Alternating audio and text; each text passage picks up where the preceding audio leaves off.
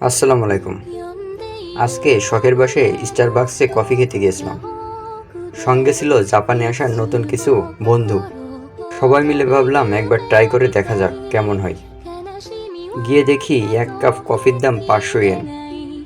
ভাবতেও অবাক লাগে, যেখানে কোনবিনি থেকে নর্মালি 130 থেকে 140 ইয়েনে নিজের পছন্দ মতো কফি বানিয়ে নেওয়া যায়, সেখানে প্রায় 4 গুণ দাম বেশি।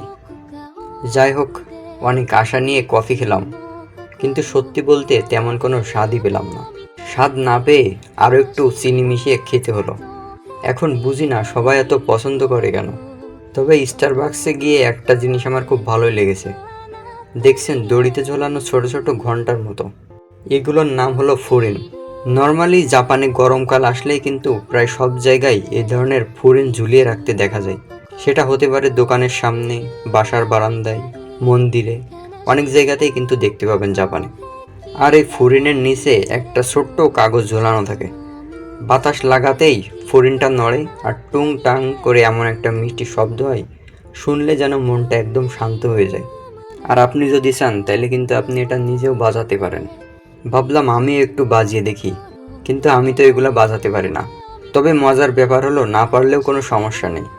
আর একটা মজার বিষয় কি জানেন, আপনি ফুরিন বাজাতে পারেন আর না পারেন, হালকা করে কাঠিতে টোকা দিলেই কিন্তু সুন্দর করে আওয়াজ বের হয়। আর এই ফুরিনের থেকে এত সুন্দর আওয়াজ বের হয় যা শুনলে মনে হয় মাথাটা একটু হালকা হয়ে গেল, সারাদিনের ক্লান্তিটা যেন কমে গেল, এমন মনে হয়।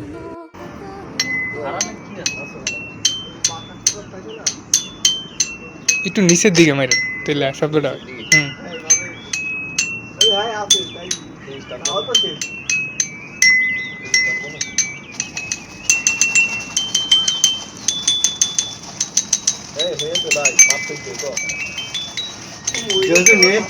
জনে আর সত্যি বলতে ফুরিনের আওয়াজটা কিন্তু আমার সত্যি অনেক ভালো লাগে।